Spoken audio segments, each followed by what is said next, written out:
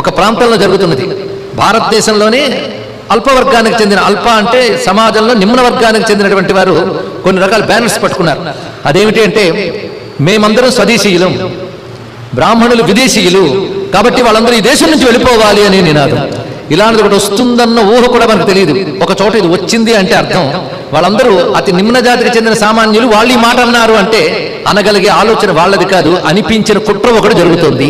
ఇది మనం తెలుసుకోవాలి. ఈ కుట్ర ఒకటి మాధ్యమ రంగాల్లో కూడా వ్యాపించింది, విద్యారంగంలో కూడా వ్యాపించింది. దీనికి ఈ దేశంలోనే కాకుండా అంతర్జాతీయంగా జరుగుతున్నటువంటి కుట్ర ఇది. ఎందుకంటే వాళ్ళ ఉద్దేశం ఈ దేశం బలహీనమవ్వాలి, కానీ దేశం ఉండాలి వాళ్ళ వ్యాపారాల కోసం. ఎందుకంటే ఇంత జనాభా, ఇంత కొనుగోలు శక్తి ప్రపంచంలో ఏ దేశానికి లేదు, భారతదేశానికి ఉంది కనుక ఈ దేశం వాళ్ళకి కావాలి. కానీ ఈ దేశం బలహీనంగా ఉంటే వాళ్ళకి ప్రయోజనం. అందుకోసం వాళ్ళు ఏం చేస్తున్నారంటే దేశాన్ని, ధర్మాన్ని బలహీనపరచడానికి ఒకవైపు దేశ శత్రువులు, రెండో వైపు ధర్మ శత్రువులు. వీరు అందరూ అని నేను చెప్పను, రకరకాల వర్గాలుగా విడిపోయి ఉన్నారు వీళ్ళందరూ. వారిలో మరి ఒకరికొకరు పడరు, కానీ దేశాన్ని, ధర్మాన్ని తగలబెట్టడం కోసం మాత్రం వీళ్ళందరూ కలిసి ప్రపంచంలో విదేశాల్లో పెద్ద పెద్ద విశ్వవిద్యాలయాల్లో వాళ్ళ సొమ్ములు పెట్టి అక్కడ ఒక కృత్రిమ మేధావి వర్గాన్ని తయారు చేసి భయంకరంగా బ్రహ్మద్వేషాన్ని వ్యాప్తి చేస్తున్నారు. బ్రహ్మద్వేషం అనే శబ్దం మనం బాగా కాయిన్ చేసి చెప్పాల్సిన అవసరం ఉందండి ఇక్కడ. బ్రహ్మద్వేషం అంటే ఇందాక చెప్పినట్టు ధర్మంపై ద్వేషం, వేదంపై ద్వేషం, జ్ఞానంపై ద్వేషం, తపస్సు మీద ద్వేషం, వీటితో బ్రతికే వారి మీద ద్వేషం, వాటిని నిర్మూలించాలనేది ఉద్దేశం ఇక్కడ. ఇది జరుగుతున్నటువంటి అంశం. ఇటీవల కాలంలో ఒక బృహత్ గ్రంథం వెలువడింది, ది స్నేక్స్ ఇన్ గంగా అనేటువంటి పుస్తకం. బ్రేకింగ్ ఇండియా తర్వాత వచ్చిన మరొక సంపుటి అది.